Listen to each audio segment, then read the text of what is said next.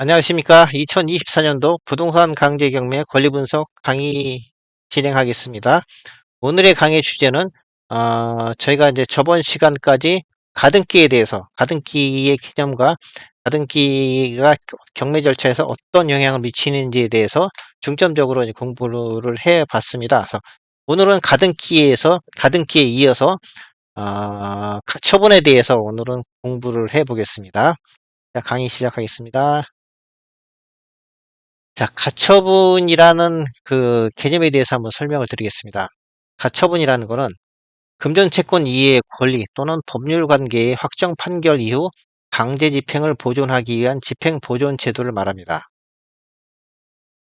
다툼의 대상에 관한 가처분은 채권자가 금전 이외의 물건이나 권리를 대상으로 하는 청구권을 가지고 있을 때 그 강제 집행 시까지 계쟁물이 처분 멸실되는 등 법률적, 사실적 변경이 생기는 것을 방지하고자 그 계쟁물의 현상을 동결시키려 하는 집행보존 제도입니다. 이렇게 말씀드리면, 이렇게 설명드리면 굉장히 어렵죠.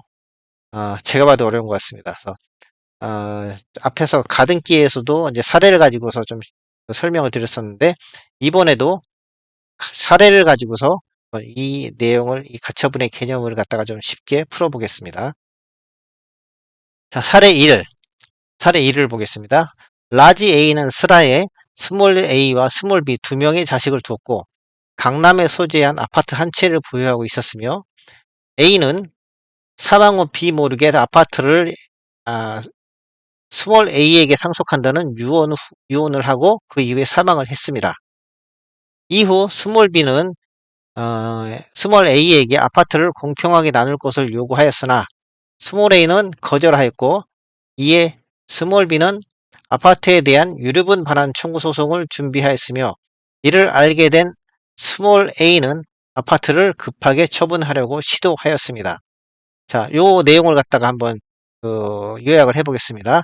아마도 이분이 이제 아마 그 부모님 되시는 것 같아요. 부모님이 돌아가시면서 부모님이 생전에 강남 소재 아파트를 한 채 보유하고 있었는데 스몰 A와 스몰 B라는 두 명의 자식을 두었습니다. 근데 아마도 스몰 B와 무슨 문제가 있었는지 이 아파트를 스몰 A에게만 상속한다는 그런 유언을 하고서 유언장을 작성한 이후에 아, 물론 이거는 스몰 B 모르게 만든 거죠. 그 이후에 사망을 하셨습니다.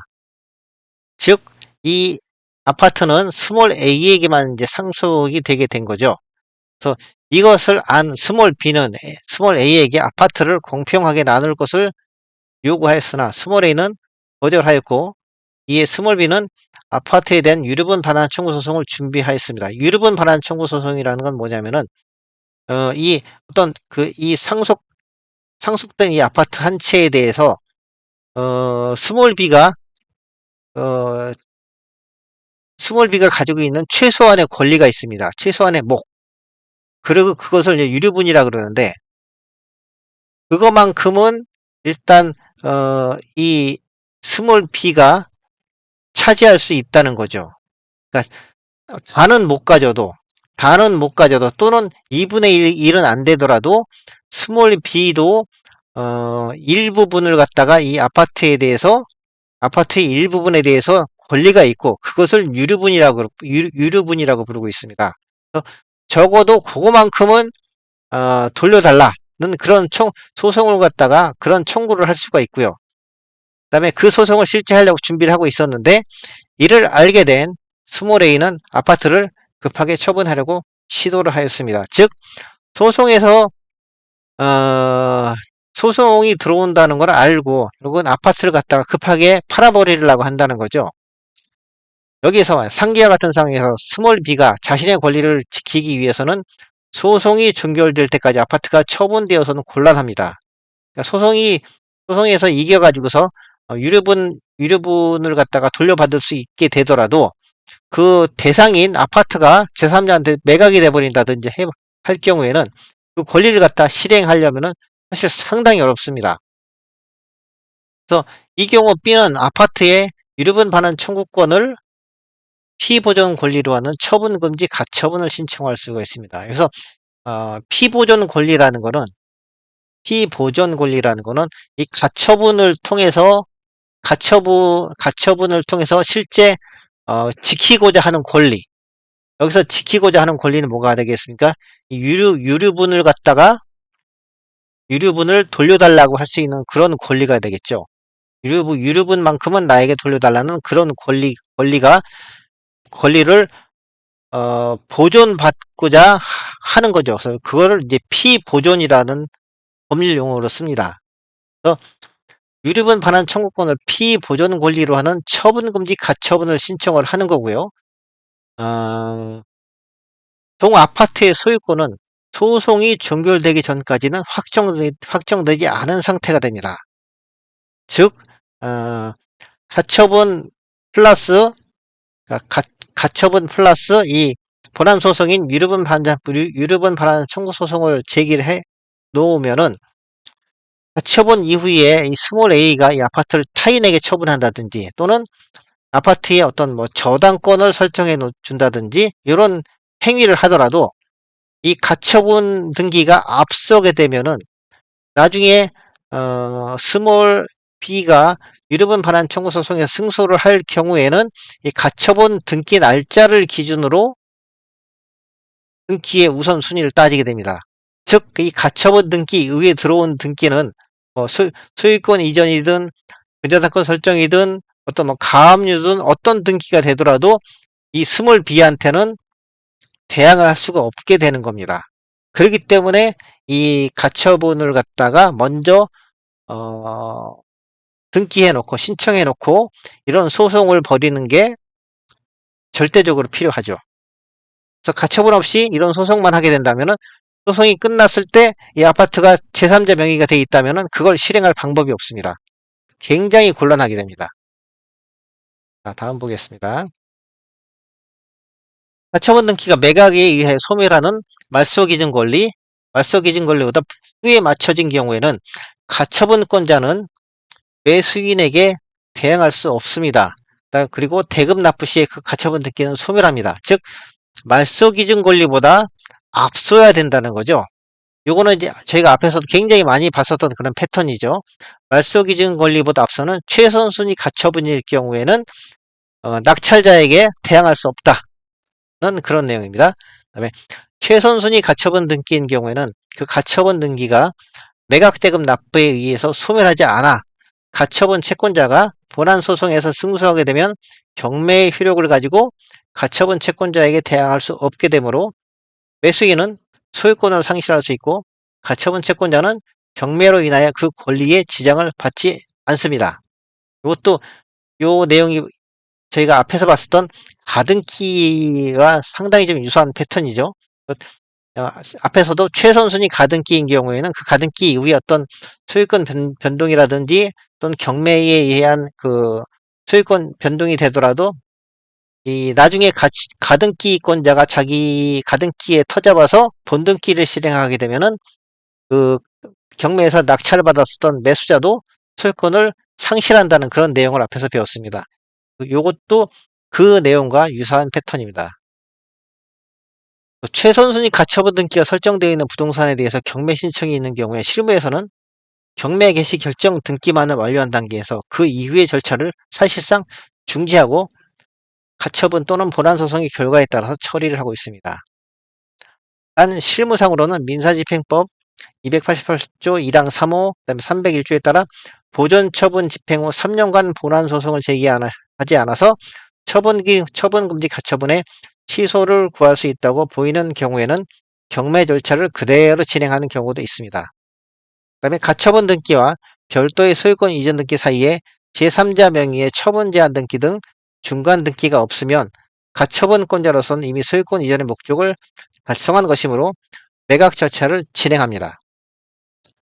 요거는 이제 가처분 등기를 인수하는 조건으로 매각하되 매각 물권 명세서에 가처분권자가 현재의 소유자임이라고 기재가 됩니다. 여기서 이 위의 사례는 글쎄요, 그렇게 저도 많이 못 봤습니다. 근데 이 뒤의 사례는 경매에서 경매 절차에서 잘 보입니다.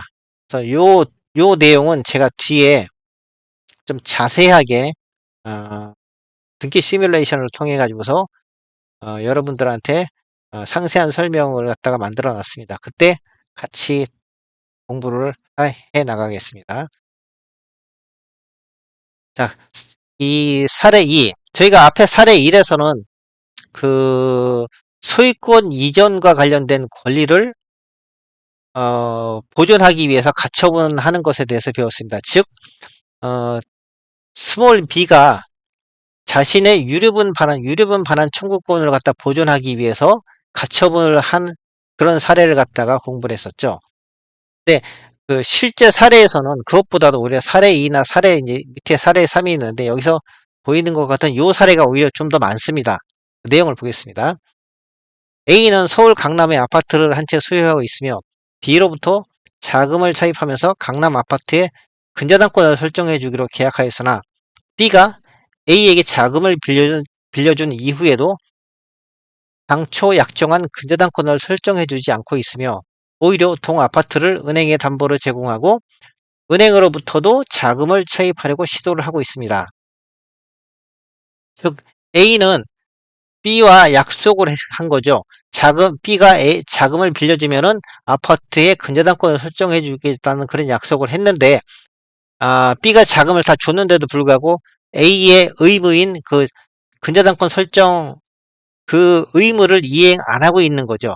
오히려 그리고 B는 아파트를 또 은행에 담보로 제공하고 은행으로부터 자금을 차입하려고 시도를 하고 있는 그런 상태입니다. 상기와 같은 상황에서 B가 자신의 권리를 지키기 위해서는 B는 A를 상대로 근저당권 설정 등기 이행 청구의 소를 제기하고 승소 후 강남 아파트의 근저당권을 설정할 수 있으나 만약 소송 종결 전에 A가 아파트의 다른 채권자 명의의 근저당권을 설정하거나 아파트를 매각해버린다면 승소하더라도 B는 손해를 회복할 방법이 거의 없습니다. 사실상 거의 굉장히 어렵게 됩니다. 즉 소송이 종결될 때까지 아파트가 처분되거나 아파트의 다른 채권자의 근저당권이 설정되어서는 곤란한 바, 이 경우 B는 아파트의 근저당권 설정 등기 청구권을 피보존 권리로 하는 처분금지 가처분을 신청할 수 있고요. 가처분 이후에는 아파트가 매각되거나 다른 채권자 명의의 근저당권이 설정이 되더라도 B가 소송에서 승소할 경우에 가처분에 기초하여 근저당권 등기를 할 수 있으며 이 경우 B의 근저당권의 효력은 가처분 등기를 했었던 시기로 소급해서 효력이 발생을 합니다. 결국은 여기서 이제 피보존 권리라는 용어가 나오는데 요거는 이 B가 가처분을 통해서 보존하고자 지키고자 하는 권리가 뭐가 되겠습니까? 그거는 근저당권을 설정할 수 있는 근저당권 설정 등기를 이행하라는 그런 권리인 거죠. 그거를 피보존 권리라는 용어는 그거를 그, 그 권리를 보존하기 위해서 처분금지 가처분을 신청한다는 그런 내용이 되겠습니다. 그래서 피보존 권리라는 용어가 좀 생소하실 수 있는데 그런 내용입니다. 즉 어, 근저당권 설정 등기 이행 청구권을 어, 보존받고자 하는 그런 내용인 거죠. 다른 사례 또 하나 보겠습니다. 사례 3. A는 서울 강남에 아파트 한 채를 소유하고 있고 법인 B에게 아파트를 임대해주면서 아파트에 전세권을 설정해주기로 계약하였는데 B가 전세보증금을 모두 지급하였음에도 A는 약속한 전세권 등기를 해주지 않고 있으며 동 아파트를 은행에 담보로 제공하고 은행으로부터 자금을 차입하려고 시도를 하고 있습니다. 상기와 같은 상황에서 법인 B가 자신의 권리를 지키기 위해서는 B는 A를 상대로 전세권 설정 등기 이행 청구서를 제기하고 승소 후 강남 아파트에 전세권을 설정할 수 있으나 만약 소송 종결 전에 A가 아파트에 다른 채권자 명의의 근저당권을 설정해 놓거나 또는 아파트를 제3자에게 매각을 해버린다면 승소하더라도 B는 손해를 볼 가능성이 높습니다. 즉 승소하기 전에 근저당권을 설정한다든지 또는 아파트를 매각을 해버리면은 B는 승소 이후에 어떤 자신의 권리를 하려고 자신의 권리를 갖다가 자신의 권리를 이행하는 그 소송을 통해서 확정된 자신의 권리를 실행하기 위해서 아파트에 그 전세권 설정 등기를 하려고 할 때 만약에 선순위 근저당권이 있다면 자신의 전세권은 후순위 전세권이 돼버리겠죠. 그 다음에 만약에 아파트가 매각돼 버린다면은 이 이 소송 판결문 가지고서는 이 아파트의 저당권을 설정할 수 있는 방법이 없습니다. 왜냐하면은 이 소송 내용에는 어떻게 돼 있냐면은 A는 B에게 전세권을 설정해 주라는 그런 판결이 들어갈 겁니다. A는 그 소유하고 있는 아파트에다가 B 명의의 전세권을 설정해 주어라. 그렇게 판결에 담길 텐데 매각해버리면은 A는 가지고 있는 아파트가 없는 거예요. 그러니까 소송에서 이기더라도 그 판결 내용을 이행할 수 있는 방법이 없습니다. 그 다음에 다른 명의의 제3자 명의의 근저당권이 있다면 소송 내용은 이행할 수가 있겠죠. A는 소유하고 있는 아파트에 B 명의의 전세권을 설정해 주라는 그런 내용은 소송 내용을 실행을 할 수는 있겠는데 이미 제3자 명의의 선수의 저당권이 존재하기 때문에 이 전세권은 처음에 약속했었던 거는 최선수의 전세권이었잖아요. 그래서 자신의 권리를 갖다가 지킬 수가 있었는데 후순위 전세권이 돼버리면은 이 B의 지위는 상당히 불안하게 되는 거죠. 그렇기 때문에 소송이 종결될 때까지 아파트가 처분되거나 아파트의 다른 채권자의 근저당권이 설정되어서는 곤란한 바, 이 경우 B는 아파트의 전세권 설정 등기 청구권을 피보존 권리로 하는 처분금지 가처분을 신청할 수 있습니다. 그 다음에 가처분 이후에는 아파트가 매각되거나 다른 채권자 명의의 저당권이 설정이 되더라도 B가 소송에서 승소할 경우 가처분에 기초하여 전세권 설정 등기를 할 수 있으며 이 경우 B의 전세권의 효력은 가처분 등기를 했었던 시기로 소급해서 효력이 발생합니다. 요 내용이 중요합니다. 전세권 가처분 이후에 그 본안 소송에서 승소하고 그다음에 등기를 하게 되면은 그 전세권의 효력은 최초에 가처분을 했었던 그 날짜에 그 등기 번호에 기초해서 효력이 발생을 합니다. 그렇기 때문에 가처분하고서 나중에 어떤 뭐 전세권이 다른 저당권이 설정이 된다든지 소유권 이전 등기가 된다든지 하더라도 이 가처분 등기가 먼저 앞서게 되면은 뒤에 나오는 이 전세권의 효력은 요 가처분 날짜로 효력이 소급합니다. 위에서 봤었던 이 저당권도 똑같습니다. 저당권의 효력은 가처분을 했었던 그 날짜로 소급해버립니다. 그렇기 때문에 가처분 이후에 어떤 다른 근저당권이라든지 소유권 이전이 있더라도 이 가처분에 따른 근저당권의 효력은 요 날짜로 가처분의 날짜로 소급을 해버리는 거죠. 그렇기 때문에 이 가처분권자의 권리가 제대로 지켜질 수가 있게 보존될 수 있는 그런 상황이 되겠습니다. 자, 오늘 강의는 여기서 마치겠습니다.